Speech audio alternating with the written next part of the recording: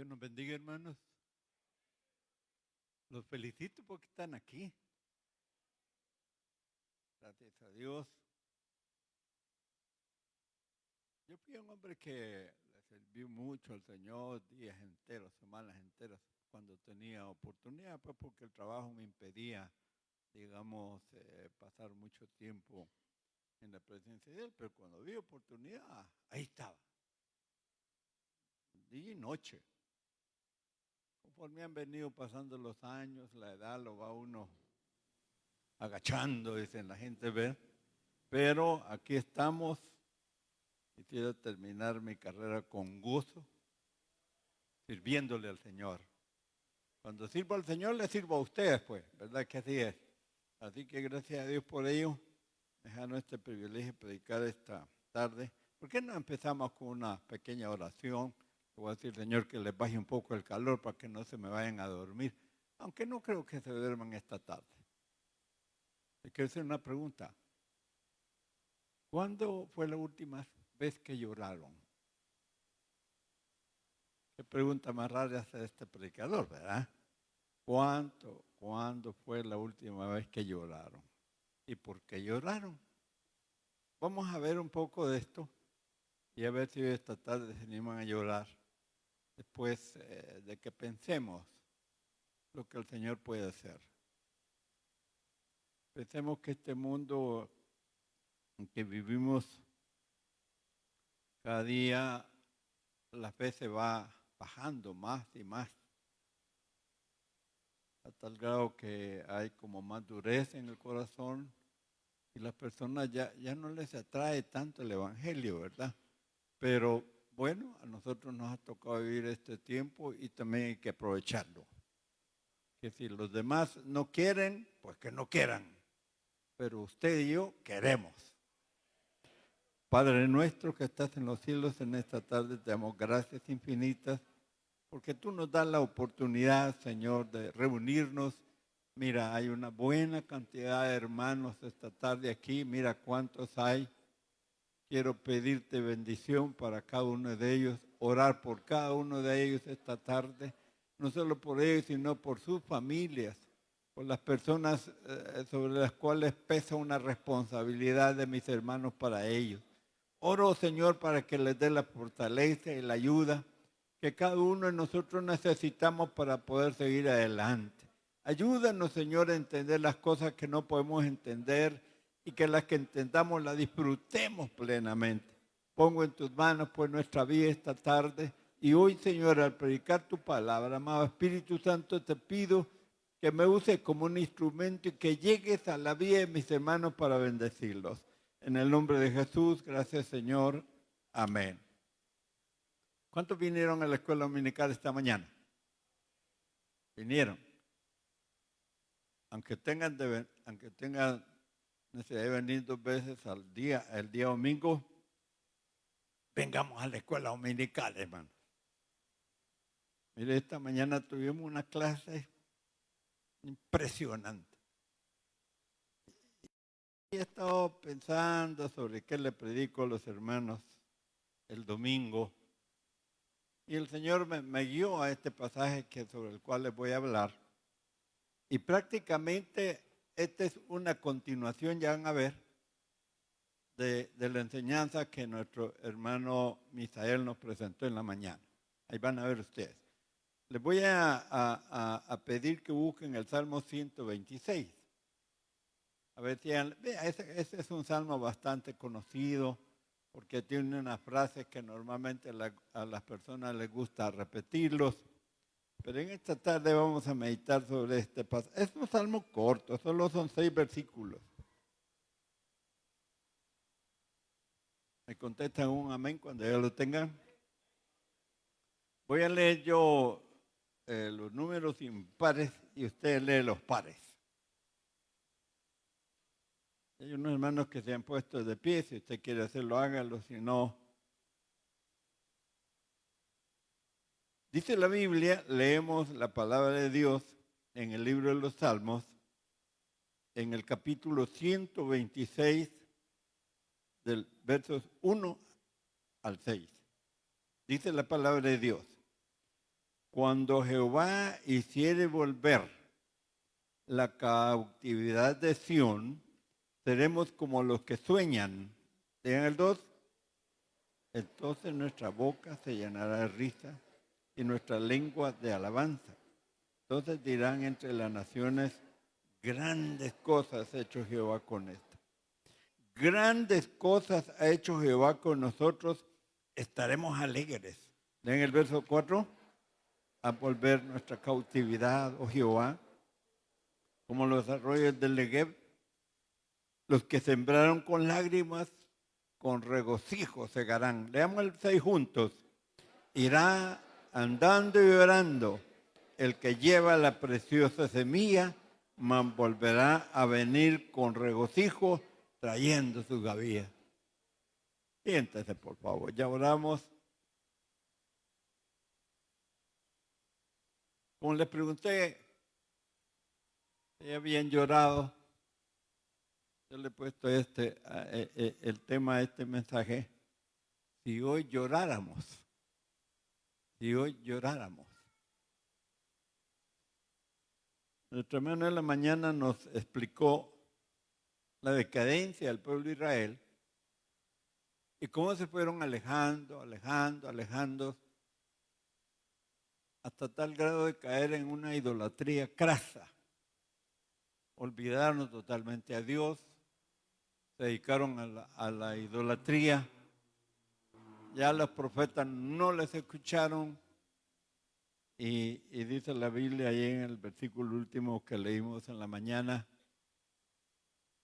y ya no hubo más remedio. O sea, había tal dureza que Dios no le quedó más que cumplir la profecía que se había dado de que el pueblo de Israel iba a pasar por esa situación, que fue ni más ni menos que la deportación del pueblo de Israel a Babilonia. Ellos habían sufrido grandes derrotas. Acuérdense que con la muerte de Salomón, el pueblo de Israel se dividió. Lo que fue Saúl, David y Salomón gobernaron sobre todo Israel, sobre todo las 12 tribus, prácticamente 13 tribus porque estaba también la de Leví. Entonces, ¿ustedes saben por qué es que llegaron a ser 13 tribus del pueblo de Israel? ¿Recuerdan? ¿Por qué llegaron a ser? Porque 12 tribus incluyendo a la tribu de Leví, pero después llegaron a ser 13 tribus. De tal manera que quedaron 12 más la tribu de Leví. Llegaron a ser porque José, Dios le dio 2 hijos en Egipto. Y uno se llamó Manasés y el otro Efraín. Estos fueron los 2 hijos de José.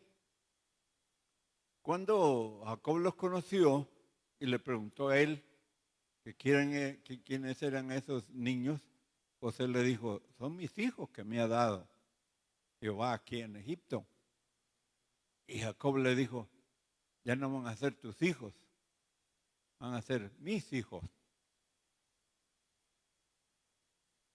Y uno se podría preguntar, ¿qué era mejor? ¿Ser hijo de José, que era el hombre más importante de Egipto, o ser hijo de Jacob, que era un viejito que ya se iba a morir? ¿Qué era más importante? Viéndolo desde el punto de vista espiritual, ¿qué era más importante? ¿Ser hijo de José o ser hijo de Jacob? Y fíjense que los bendijo allí, en ese mismo momento, los bendijo. Y lógico que el primogénito era Manasés. Y el segundo era Efraín. Y José, para que los bendijera, puso a Manasés del lado de la mano derecha, de la mano derecha de Jacob, y Efraín al otro lado. Cuando Jacob bendijo a esos 2 niños, cruzó las manos. Le puso la mano derecha a Efraín que no era el primogénito, y le puso la mano izquierda a Manasés. A José no le gustó.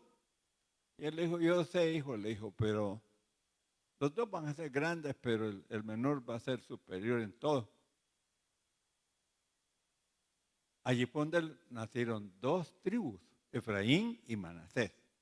Dice bien, le digo, porque Efraín ya pasó al ser el primogénito de José. Entonces fueron dos tribus, Efraín y Manasés. ¿Por qué le traigo a colación todo esto? Como les dije, Saúl, David y Salomón gobernaron sobre las 13 tribus. Pero Salomón, Dios le dio una sabiduría superior a todos. Una sabiduría impresionante, porque él le pidió sabiduría a Dios. Pero, tristemente, también Salomón era un hombre muy sensual. Y la ley determinaba que un judío nunca debía unirse a una mujer que no fuera judía. Y Salomón empezó a casarse con mujeres que no eran judías. Con la primera que se casó fue con la hija de Faraón. Y después se casó con... ¿Saben ustedes que tuvo como 1000 mujeres entre las esposas y concubinas? Pero el gran problema es que cuando ya llegó a ser viejito como yo, las mujeres lo desviaron y le empezaron a pedir que él hiciera ídolos para que ellas fueran a hacer sus sacrificios a sus dioses. Y aceptó Salomón. Y eso no le gustó al Señor, porque cayeron en la idolatría. Y le dijo Dios a Salomón, por lo que has hecho, le dijo, David, Israel se va a dividir. Solo te va a quedar una tribu a ti y las otras van a ser, otro rey las va a gobernar. Así que cuando murió Salomón, su hijo Roboam pensó que iba a gobernar a todo Israel, pero resulta que había un enemigo de Salomón que se llamaba Jeroboam, que era un joven, y los israelitas lo mandaron a llamar. Y entonces el Roboam, llegó la gente y le dijeron, mira, bájanos algo la servidumbre que tu padre impuso sobre nosotros y te vamos a servir. Y él les dijo, váyanse, vengan dentro de 3 días. En los 3 días Roboam llamó a los ancianos y le dijeron, ¿cómo le contesto? Él le dijeron, si les hablas humildemente y con mucho respeto, ellos te van a servir. Pero también llamó a los jóvenes para que le aconsejaran. Y los jóvenes le dijeron, no, le digo, diles que si tu papá fue duro con ellos, que tú vas a hacer más. Que si los dio con látigo, vos con escorpión. Y así les contestó. Entonces, todas las tribus se fueron con Jeroboam y solo a Roboam le quedaron prácticamente 2 tribus y la tribu de Leví. Y entre las 2 tribus estaba Judá, que es la descendencia de David. Pero lo que les quiero decir es que se divide el reino. Estuvo el reino del norte y estuvo el reino del sur. Reino del norte, y que por cierto se le llamaba Efraín al reino del norte. Y el reino del sur eran los judíos porque venían de Judá. Es para que tengan una idea y por qué salió este salmo. ¿Por qué salió este salmo 126? Entonces, con el correr del tiempo, pues que fallaron. Primero los asirios llevaron cautivos a todo el reino del norte y después se quedó solo Judá, estuvo más o menos unos 100 años todavía, bajo el reinado de los descendientes de Judá, pero llegó el momento que también los babilonios los destruyeron. Se los llevaron cautivos, porque ya Dios había hablado a través del profeta Jeremías que iban a estar ellos en Babilonia 70 años. 70 años. Y todo eso se cumplió perfectamente. Entonces vienen los babilonios con el rey Nabucodonosor y destruye totalmente a Israel. Quemó el templo, lo destruyó, botó totalmente las murallas de Jerusalén, que era una obra arquitectónica tremenda. Y todo eso fue pasando y siguieron los años después ya. Todos los palacios que en Jerusalén habían, los babilonios los destruyeron. O sea que Jerusalén, siendo la ciudad amada, después de la invasión de Nabucodonosor, vino a ser Jerusalén escombros. Ya no se iba a volver a levantar Jerusalén. La gente de la época decían que no, que ya no había oportunidad, que todo estaba deshecho. Y el gran problema, que los asirios y los babilonios mandaron gente de ellos a habitar los territorios que antes fueron de Israel. Y los pocos de Israel pues quedaron exiliados por todos lados y una cantidad considerable se quedó en Babilonia. Ahí estaba Daniel, estaban sus amigos, estaba Zorobabel, estaba Nehemías, estaba Esdras, estaba José, habían unos profetas ahí también. Ahí estaba Ezequiel también. Pero realmente Dios no tenía planes que Israel desapareciera. Mucho menos que desapareciera Jerusalén. Entonces, ¿cuál es el remedio? Que reconstruyeran otra vez a Jerusalén. Que levantaran otra vez el templo como era antes. No lo hicieron como Salomón, pero lo levantaron. Y que construyeran las murallas, que eran enormes. Pero Dios, hermanos, fue poniendo en el corazón de ellos. Cuando se cumplieron los 70 años, hermano, de la deportación, que por cierto Daniel, investigando él, él se da cuenta que los 70 años de la deportación ya habían pasado. Hoy este día empezamos a estudiar el libro de Daniel. Y Daniel, cuando se da cuenta de eso, hace una oración a Dios que indudablemente en estos días que vamos a estudiar el libro de Daniel la vamos a ver. Hace una oración a Dios, Daniel, pidiéndole que él hiciera todo lo necesario para volver a reconstruir Jerusalén y levantar otra vez a Israel. Pues cuando los babilonios son derrotados por los medos y los persas, y quisiera leerles aquí un poquito, al final del libro segundo de Crónicas,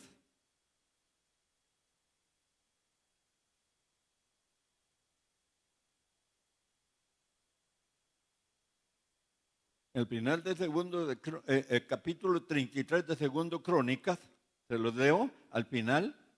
Más al primer año de Ciro, rey de los persas, para que se cumpliese la palabra de Jehová por boca de Jeremías, Jehová despertó el espíritu de Ciro, rey de los persas, el cual hizo pregonar de palabra y también por escrito por todo su reino, diciendo: así dice Ciro, rey de los persas, Jehová, el Dios de los cielos, me ha dado todos los reinos de la tierra, y Él me ha mandado que le edifique casa en Jerusalén, que está en Judá.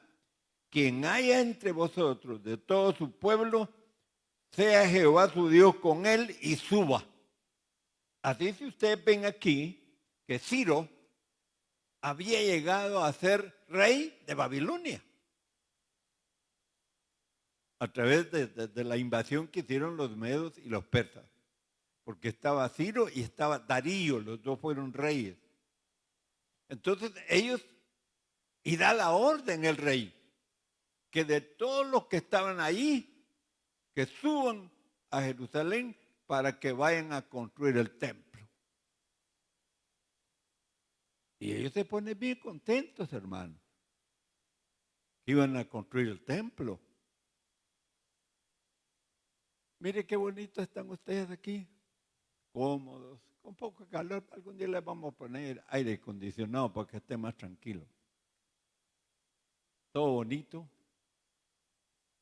¿Quién de ustedes se acuerda cómo era este solar donde está hoy esto?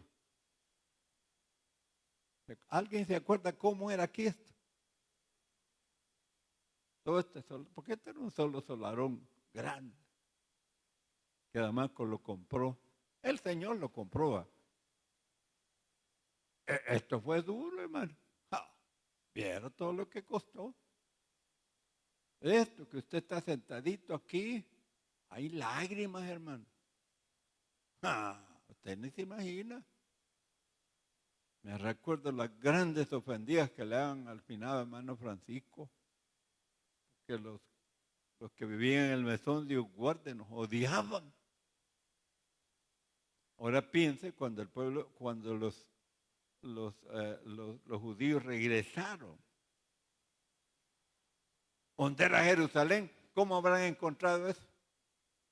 ¿Cómo lo habrán encontrado? ¿Era tan fácil volver a hacer de nuevo aquello? Ahí es donde nace el Salmo 126, fíjate. Porque el Salmo 126, a ciencia cierta no se sabe quién lo escribió.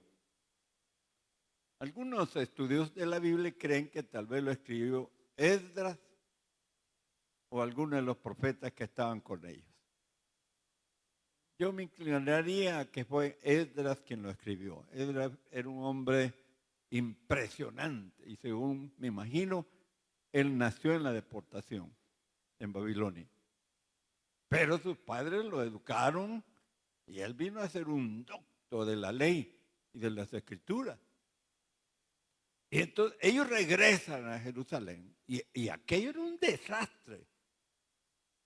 Aquello era a tal grado que si usted lee bien despacio el Salmo, va a darse cuenta que allí, cuando Jehová hiciere volver la cautividad de Sión, seremos como los que sueñan. ¿Qué quiere decir? Que cuando ellos llegaron a Jerusalén, Jerusalén estaba cautiva. Estaba habitada por extranjeros. Y había que sacarlos de ahí. Claro, tuvieron toda la ayuda de Dios, ¿verdad? Entonces, ellos piensan, ¿verdad? Ven la ciudad que está cautiva. Y Esdras, precisamente, él es el que organiza la reconstrucción del templo. Y fíjese que ellos cuando empiezan a reconstruir el templo, en lugar de hacer grandes excavaciones para hacer los fundamentos, lo primero que hacen es hacer el altar a Jehová. Eso fue lo primero que hicieron para empezar a levantar el templo. Y ahí empezaron a hacer sacrificios a Jehová. O sea, antes de que hicieran todo, pusieron el altar a Jehová, pero en ese mismo tiempo empezaron ya la reconstrucción, porque este rey Ciro, le dio a Esdras mucho dinero y le dio todos los utensilios de oro y plata que Nabucodonosor lo había sacado del rey Joacim, y él se los da a Esdras para que se los lleve de regreso y que lo pongan en el templo. Pero no hay templo. No hay templo. Ellos llegan y empiezan a reconstruir el templo, hermano. Ahí es donde nace este salmo, que es un salmo muy, pero muy impresionante. Si usted lo ve desde ese punto de vista, que usted tenía que levantar algo nuevo en medio de escombros, en medio de enemigos. Habían enemigos de Israel y sobre todo el templo, que ellos no querían permitir que ese templo se levantara. A tal grado que, a tal punto que hasta detuvieron la obra. Porque hicieron todo lo posible porque no la pararon la construcción del templo. Entonces, para ellos, hermano, solo estaba en el pensamiento. Pero lo que usted tiene en su mente y dice la palabra, eso tiene poder. Oiga, como dice, cuando Jehová hiciere volver la cautividad de Sión, seremos los que sueñan. O sea, ellos no miraban una ciudad destruida. Ellos miraban una ciudad edificada. ¿Entiende? Cuando Jehová haga volver la cautividad de Sión, seremos como los que sueñan. No es malo soñar, hermano. Sobre todo cuando uno tiene sueños correctos. No calenturas de cabeza, por supuesto. Pero hay sueños correctos. Como el padre que sueña que sus hijos lleguen a ser predicadores o algo así. Son sueños correctos. ¿Que va a costar? Va a costar.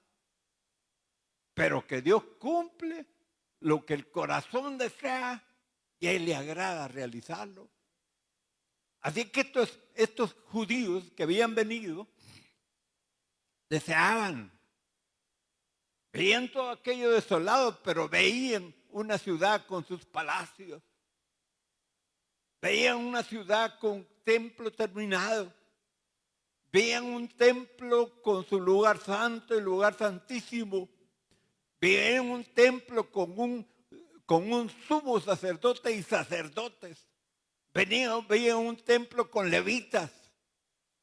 Veían, hermano, otra vez levantada la obra, hermano, para que Israel volviera a ser una nación.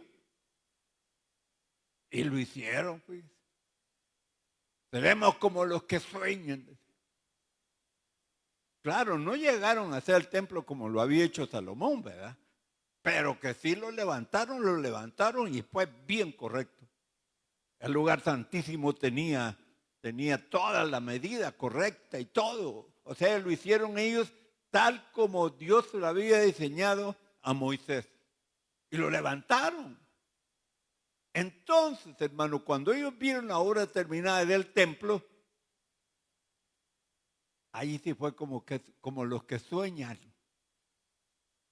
Que habían anhelado tanto esas cosas, pero que ahora habían llegado. Ya para ellos es una realidad. ¿Cómo ve su presente en este momento? ¿Cómo ve su presente? ¿Cómo ve su futuro? ¿Cómo ve Damasco de aquí a 30 o 40 años si el Señor no viniera? Porque a mí me gusta decirle que tal vez el Señor venga hoy en la tarde, qué bonito fuera. Pero si en la soberana voluntad de Dios Él quisiera que estemos 100 años más, ninguno de los que ahora estamos aquí estaríamos. Eso no es cierto.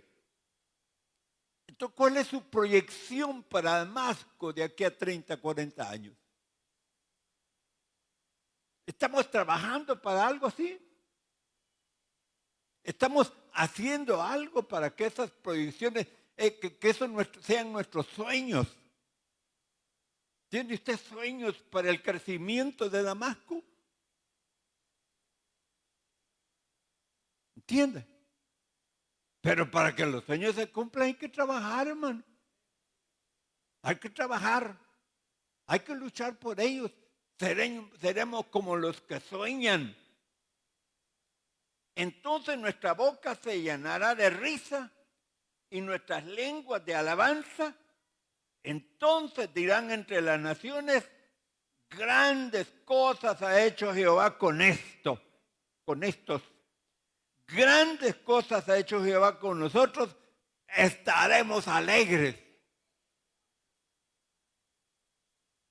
Y ellos lo lograron, hermano. Lo lograron. Reconstruyeron el templo. Ya Dios tenía y dijo, pero a Nehemías también. Ya cuando ya había pasado el rey Ciro, Darío, y llegó el rey Artajerjes, que indudablemente han leído el libro de Esther.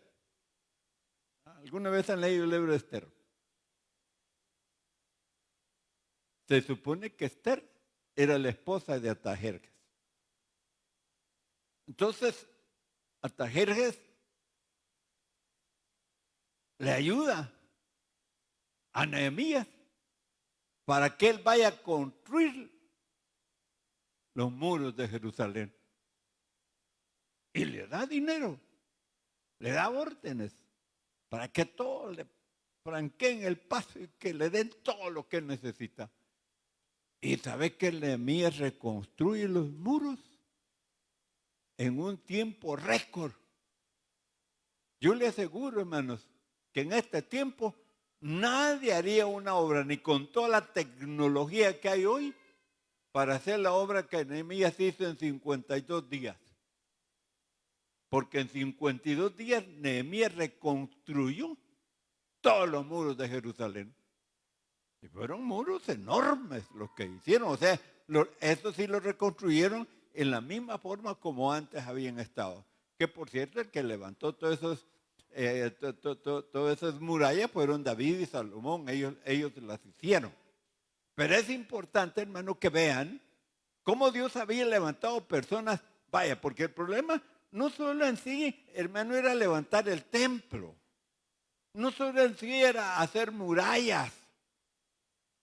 Tenían que encontrar gente que quisieran vivir en Jerusalén, pero nadie quería vivir en Jerusalén. Porque el problema es que no había ninguna comodidad. Quisiera irse a vivir en una casa donde no hay agua potable, donde no haya luz eléctrica. Quisiera irse a vivir usted ahí. ¿Verdad que no? Pues ellos se fueron a vivir allí, hermano. Y empezaron, mire, a trabajar, a trabajar, a trabajar. Y quiero decirle, hermano, vaya, eso era Jerusalén. El problema, ella era primero que habría que buscar todos los que verdaderamente eran de la tribu de Leví, para que se encargaran del ministerio espiritual. O sea, hasta el sumo sacerdote, los sacerdotes, todo. Solo, hermano, hacer esos estudios, y ahí es donde Esdras intervino. Incluso a muchos los sacaron, porque no pudieron demostrar su genealogía, que verdaderamente ellos descendían de la tribu de Judá sobre todo. Y los sacaron. Entonces era que primero, como que diríamos, empezó al revés, ¿verdad? Empezaron por levantar el templo y preparar los ministros. Cuando ya estaba hecho eso, empezaron a llenar Jerusalén de habitantes y a trabajar todos los territorios alrededor para que Israel volviera a ser una tierra fértil. Pero ¿sabe cómo estaban las tierras de allí? Desiertos. Así como lo oye. En 70 años toda la prosperidad que los judíos habían tenido se terminaron. Y cuando ellos regresaron, eran desiertos, hermano. No había nada. Entonces el deseo de prosperidad de los judíos que llegaron estaba solo en el corazón. Y ellos pensaban, cuando las naciones vean que hemos reconstruido todos, vamos a ser como los que sueñan, vamos a estar alegres y las naciones van a decir, grandes cosas ha hecho Jehová con estos. Y nosotros vamos a estar alegres, vamos a estar contentos. Además, estar contentos, vamos a elevar alabanzas a Dios. Porque esa es una manera de mostrar la felicidad, de mostrar el agradecimiento a Dios, hermano, cantándole alabanzas a Él, porque Él se la merece. Él no tiene la culpa de que nosotros nos portemos mal, no. Y fíjese que aunque nos portemos mal, Él no nos abandona. Porque Él tiene un plan para cada uno de nosotros y que lo va a llevar a cabo, lo va a llevar a cabo. Es muy importante eso, hermano.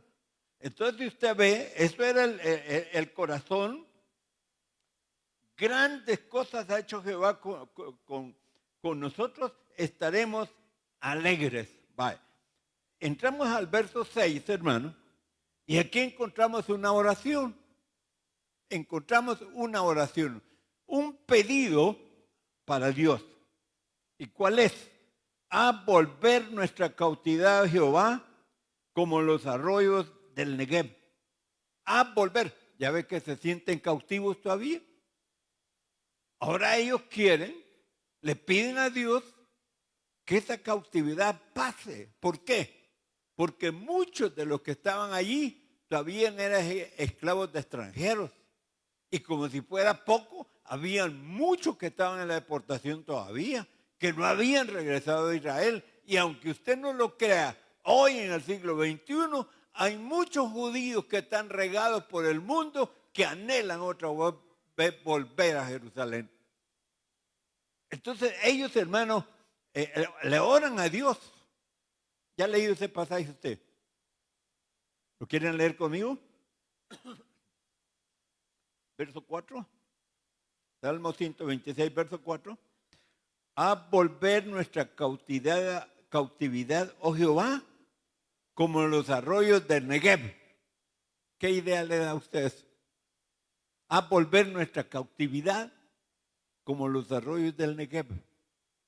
¿Alguna vez se han puesto ustedes a la tarea de investigar qué es Negev? Les digo, es porque está. El Negev, hermano, es como una especie de valle que abarca casi el 60% del pueblo de Israel. El 60% es un valle.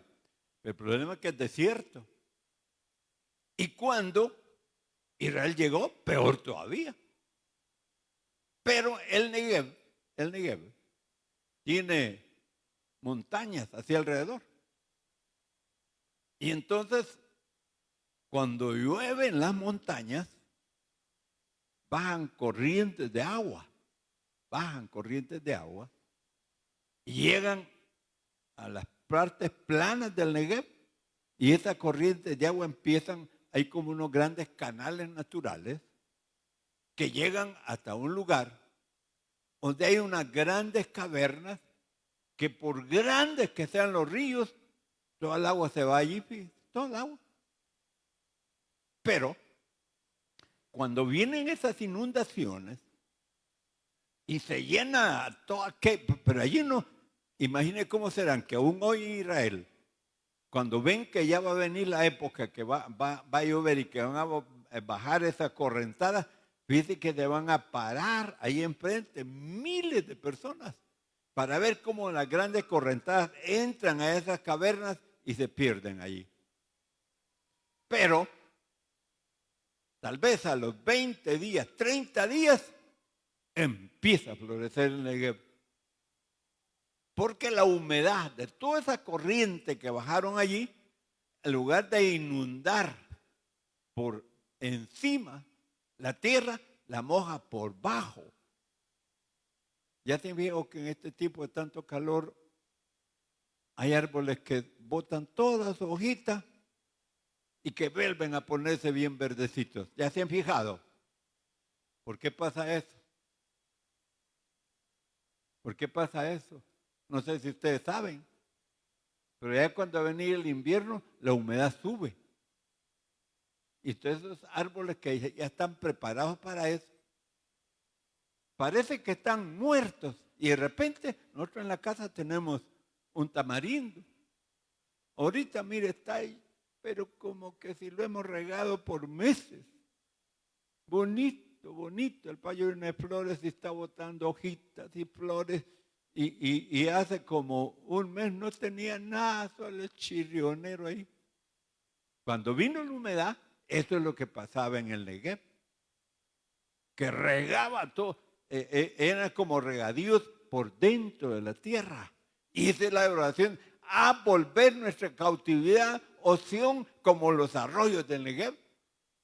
O sea, que volvamos a hacer lo que Israel ha sido. Y sabe que hoy en este tiempo, porque acuérdense que el pueblo de Israel volvió a su tierra en 1948. Y también hallaron solo desierto. Y vaya a ver hoy Israel otra vez. Son jardines, hermano. Que ellos lo lograron hacer otra vez. O sea, no fue que ella la primera vez, sino que hoy segunda vez. Y tristemente los van a volver a deshacer. Los van a volver a deshacer. Pero va a venir nuestro David, el león de la tribu de Judá, va a volver a levantar a Israel otra vez. Porque Dios no es hombre para que mienta, ni hijo de hombre para que se arrepienta. Y lo que ha dicho cumplimiento tendrá. Vamos terminando ya con el verso 5. Si dice, los que sembraron con lágrimas, con regocijo, segarán. Irá. Lea conmigo el verso 6. Lea conmigo, pero con voz fuerte. Yo quiero que no se me distraiga. Irá, léalo conmigo. Irá andando y llorando el que lleva la preciosa semilla, más volverá a venir con regocijo trayendo sus gavillas. Fíjese bien, el verso 5 nos da una idea que son muchos los que siembran con lágrimas, ¿verdad? Ya lo vio. Los que sembraron con lágrimas, con regocijo segarán. Los que sembraron con lágrimas, con regocijo segarán. ¿Qué dijo Pablo? Pablo sembró. ¿Sí? Pablo sembró. Apolo regó. Más el crecimiento lo da Dios. O sea, ¿qué quiere decir? ¿Qué quiere decir? Que la semilla para que nazca necesita ser regada. Si no le cae agua a la semilla, no nace. No nace, porque necesita el agua. Esa es la semilla natural. Te siembra una mata de frijol, un granito de maíz, arroz, lo que sea. Si no la riega, no nace. Ahora, ¿y la semilla espiritual? Irán andando. Los que sembraron con lágrimas, con regocijo segarán. Pero ve el verso 6. Irá andando y orando el que lleva la preciosa semilla. Ahí ya no habla de muchos, dice.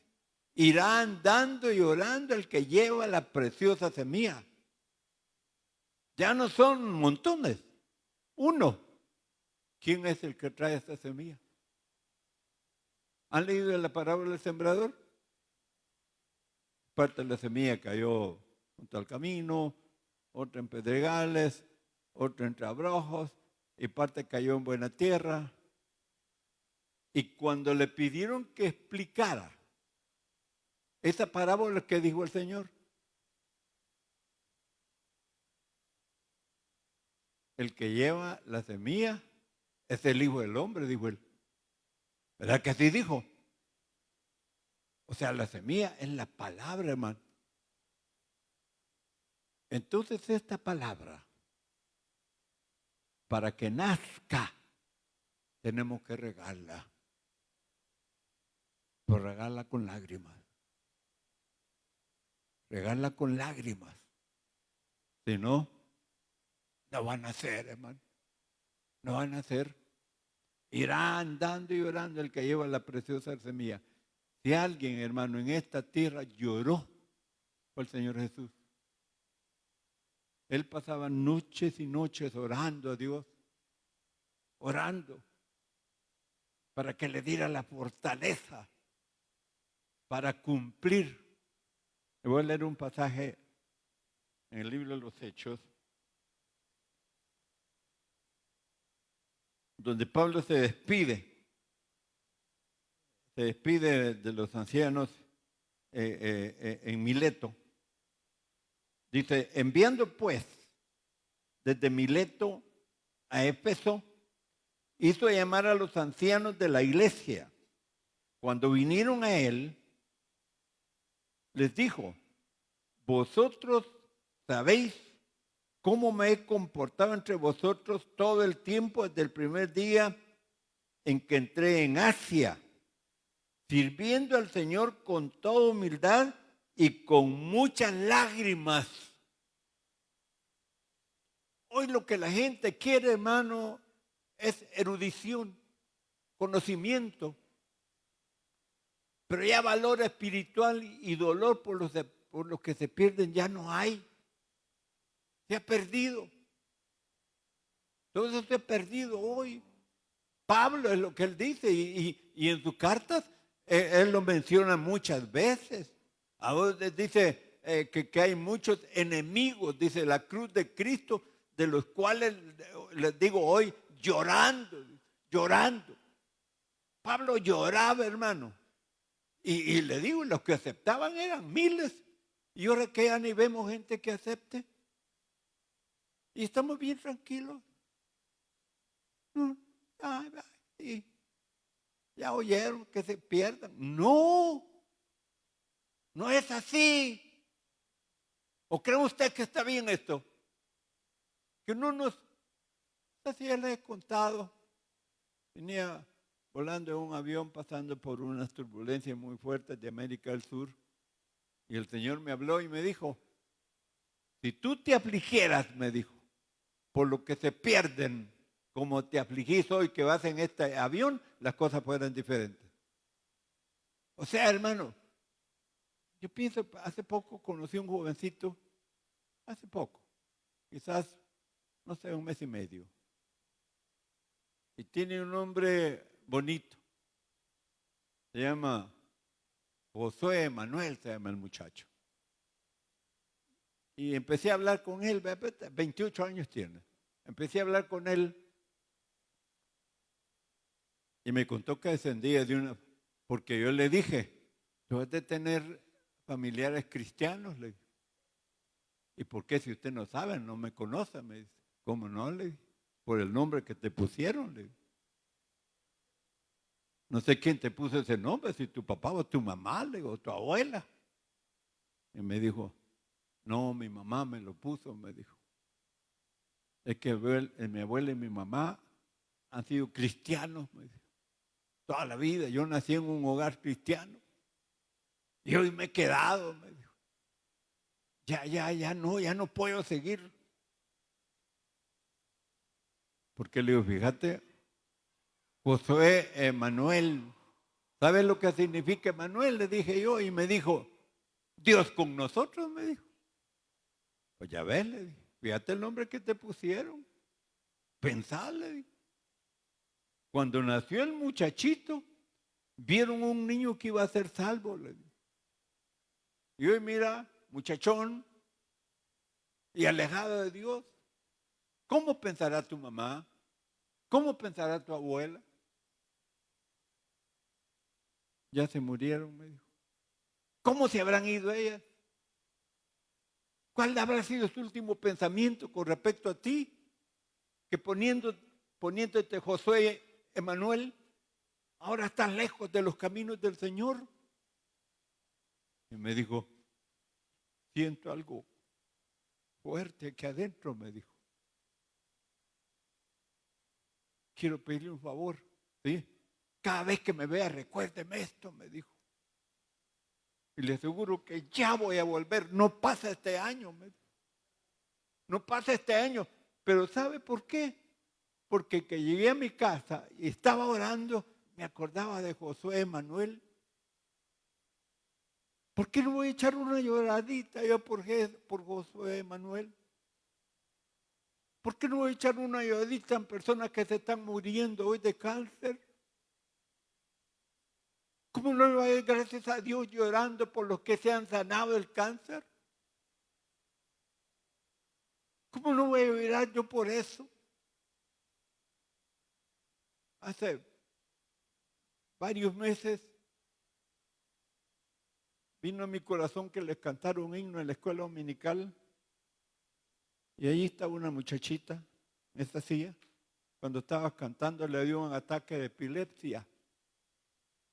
Mire, fue algo impresionante para mí, tan fuerte. Se ve que esa muchachita se estaba retorciendo. Y en esa misma hora, a otra joven señora, en esa misma hora, en esa misma fecha, le dio también un ataque de epilepsia y me llamaron. Desde ese momento, Helen Abigail se llama la niña, y Carla Torres, la joven señora que le dio un ataque también, empecé a orar. Estoy orando. Pero desde ese día a Helen Abigail ni a Carla Torres no le ha vuelto otro ataque de epilepsia. Pero no cree que me ha costado lágrimas. Claro que me ha costado lágrimas. ¿Cuántas veces que pienso que predico y predica el hermano Misael y predicamos hoy en la mañana? Fue una enseñanza súper. Yo le hubiera puesto más que 10 a esa enseñanza.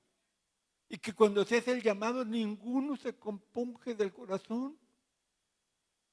Nadie toma en serio el resultado de la palabra. ¿Qué es lo que está pasando? Porque ya no regamos con lágrimas. Ya no. Yo recuerdo cuando se construyó esto, tenemos un comité de oración que solo nombró, está la hermana Eli. Tenemos de 12 personas nada más. Y cada lunes, hermano, nos quedamos orando, llorando, sin canto ni nada. Orábamos, hacíamos vigilia solo de oración y oración. Y orábamos para ver esto. Ahora lo vemos con alegría, que los resultados de aquellas lágrimas fueron buenos. Porque cuántas personas no habrán aceptado aquí como resultado de aquellas lágrimas que derramamos por tantos días, que no fueron en vano. Porque no cree que podemos volver a los caminos antiguos. Yo no le voy a decir que hagamos individualmente, hermano, cada uno de nosotros, que tenga su propio altar donde usted va a derramar con lágrimas para protección de sus hijos, para el futuro de sus hijos, para el futuro de nuestra patria, para el crecimiento de la iglesia, para que los enfermos sanen, para que los endemoniados sean libres. Pero todo eso va a suceder si regamos con lágrimas. ¿Cuántos creen que eso es lo que necesitamos? ¿Cuántos pueden decir amén esta tarde? Irán dando y orando el que lleva la preciosa semilla, mas volverá a venir con regocijo trayendo sus cabillas. Hermano, todo esfuerzo, toda lágrima, sabe, el libro de Apocalipsis dice que hay una redoma para las oraciones de los santos, para las lágrimas de los santos. Hay una redoma de Dios donde las lágrimas están siendo preservadas allí para que cuando vean los juicios y el mundo, lo que sea, crea que es injusto, esas redomas van a ser vaciadas para que vieran que durante tanto tiempo hubo gente que fue fiel a Dios y que lloraba en su presencia, que buscaba su rostro, orando. Que Dios les bendiga esta tarde, hermanos.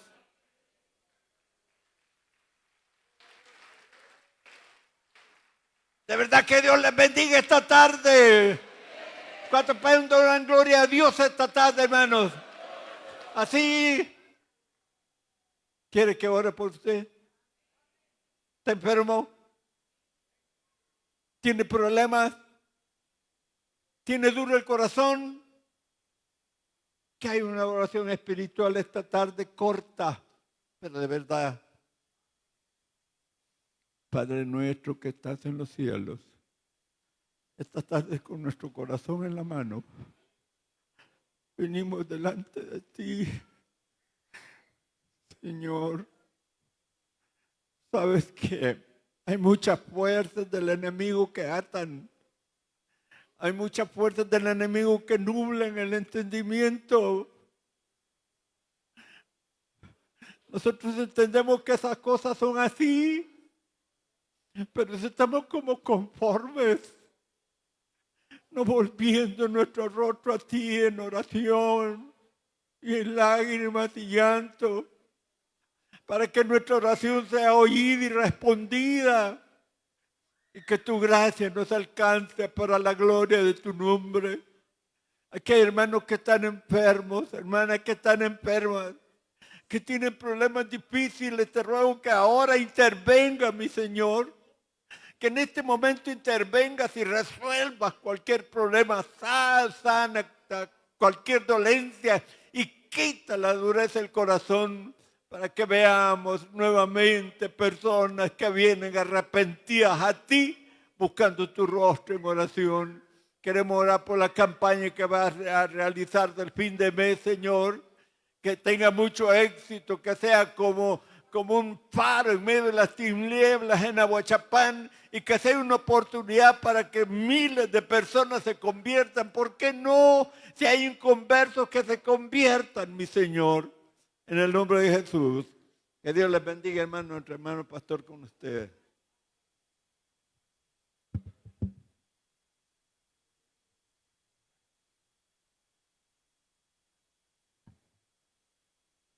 Amén. Si alguien entre nosotros, hermanos, Dios ha estado tocando su corazón, y es más, ya ha estado diciendo, no, yo necesito entregarle mi corazón al Señor. Si hay alguien esta tarde que quiere entregarle su corazón al Señor, hermanos, la puerta está abierta. La puerta está abierta, la puerta de la salvación. Va a haber un momento, como dice la Biblia en la parábola de las 10 vírgenes, y se cerró la puerta. Ahí ya no vamos a poder, pero hoy, esta tarde, la puerta está abierta. Si alguien quiere aceptar al Señor o quiere reconciliarse con el Señor, hoy es el día de salvación. Sí, quiero decirle, hermanos, que, bueno, esto ya lo saben ustedes. Cada día que usted amanece es decisión de Dios. Dios da la vida y la quita. Entonces, hoy que usted amaneció, fue decisión de Dios alargar su misericordia y que usted tenga vida. No sé cuándo Él va a decir hasta aquí. Pero el hecho de que nosotros hoy hayamos visto la luz del sol es una decisión que Dios tomó. ¿Para qué? Para que nosotros nos acerquemos a Él y arreglemos aquellas cosas que no están bien. Así que la invitación le queda para que usted se acerque al Señor. Acuérdese que el Señor dice: acercaos a mí y yo me acercaré a vosotros. Dejo ahora a nuestro hermano secretario con los anuncios. Si este mensaje habló su corazón, quiero dirigirlo en una oración para que usted reciba a Jesucristo como su Señor y Salvador. Dios nos Padre bendiga, amados celestial, hermanos. en el poderoso nombre de Jesús, Gracias vengo a Dios ante por su ti palabra, para entregarte su toda mi misericordia, vida. ¿verdad? Quiero pedirte, Por Señor, su que misericordia perdones mis estamos aquí, pecados. ¿verdad? Yo te he Pues fallado. que mientras Pero gocemos en de este esa momento misericordia, hermano, te entrego, Señor, todo mi ser. Confieso que Jesús es el Señor y creo firmemente en mi corazón que Dios resucitó a Cristo de los muertos. Padre, perdóname. Pido que la sangre de Jesús me limpie de todo pecado. Fortaléceme para poder caminar en el Evangelio. Lo pido en el nombre de Jesús. Si usted hizo esa oración, entonces usted ha recibido a Jesucristo como su Señor y Salvador. Le invitamos a que se congregue en una iglesia de sana doctrina. Pero si usted decide visitarnos, le voy a dar nuestros horarios. El domingo nosotros nos reunimos a las 8:30 en la mañana y a las 3 de la tarde. El martes a las 6:30, el jueves a las 3 de la tarde y a las 7 de la noche. El sábado a las 6:30. Le decimos desde ya, bienvenidos. Que Dios le bendiga.